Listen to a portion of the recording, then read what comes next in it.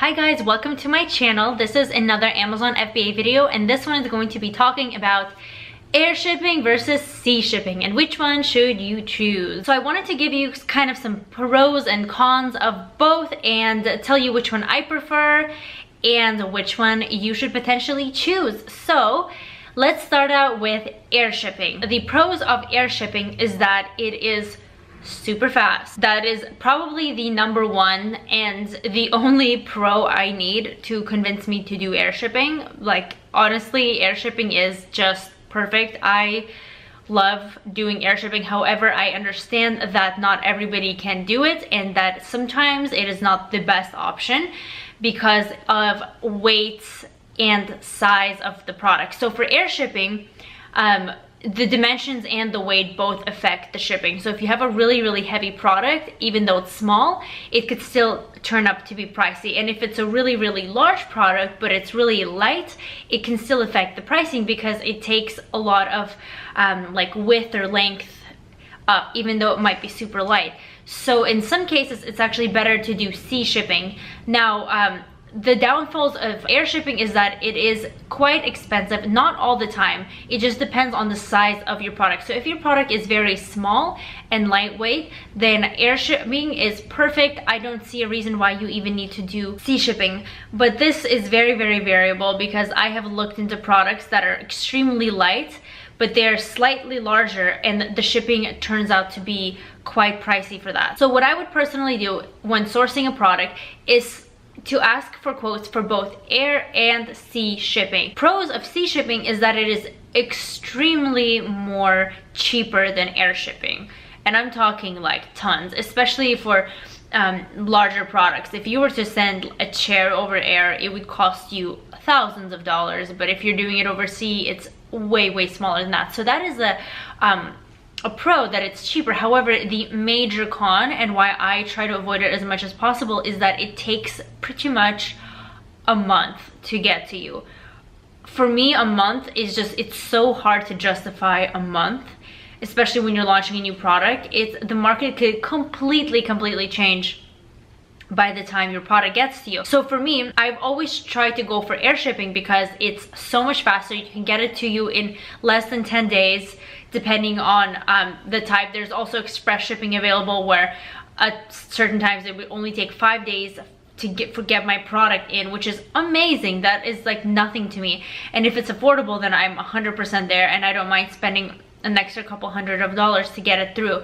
But again, if you're dealing with an object that is more heavier and wider, then maybe C option would be the best way to go. However, I do recommend this tiny little trick that you guys can do to not waste time just waiting for your product to get there, because especially if you're first starting out, that can sound like a disaster. If you're already scaling your business and you have products going and you don't mind waiting the extra 30 days for your product to get in, then that's totally cool. Do sea shipping. But if you're new, and I know when I first started out, I literally wanted my product in the warehouse the day I ordered it, but we can't all have that. We have to wait for the lead time and of production and then shipping, and again, that all adds up. So if you do sea shipping and your lead time is 30 days, that you're looking at 2 months to get it to the warehouse. What you can do actually is, for example, you order 500 units and shipping is like thousands of dollars if you choose to do air. What I suggest is taking maybe 400 of those units and shipping them by sea,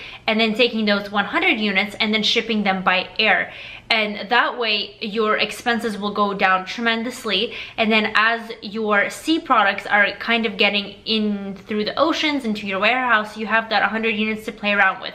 You can use that to get your initial reviews. You can use them to try out PPC. I wouldn't necessarily start giveaways if you are trying to rank your product with giveaways, because if you're definitely going to run out of stock with giveaways. 100 units, is, depending on the product, might not be enough for your giveaways.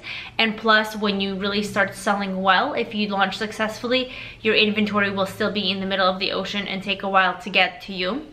So that will be for nothing. So I would recommend just using those 100 units to kind of play around with the market and just get as many reviews as you can, and then also try out launching your product with pay-per-click. Your units will arrive by the time you do that.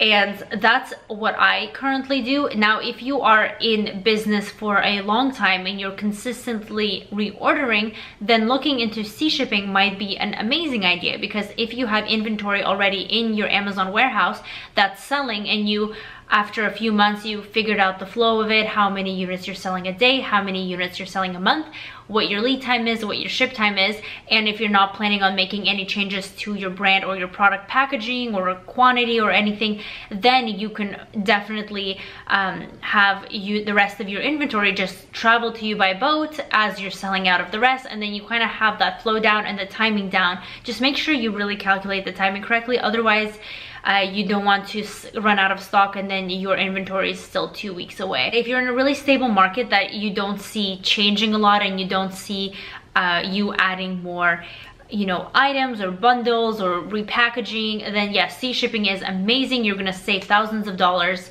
but do try to get a few of those units in via air, just because it saves a lot of time. It could literally cut like 3 to 4 weeks out of save you 3 to 4 weeks, which is a crazy amount of time. Like I said, the market could significantly change by the time your product gets produced and shipped to you via sea. So air is the best way to go if you can afford it, if it's within your profit margins, and if it's in a stable market that's not changing and you have your flow down.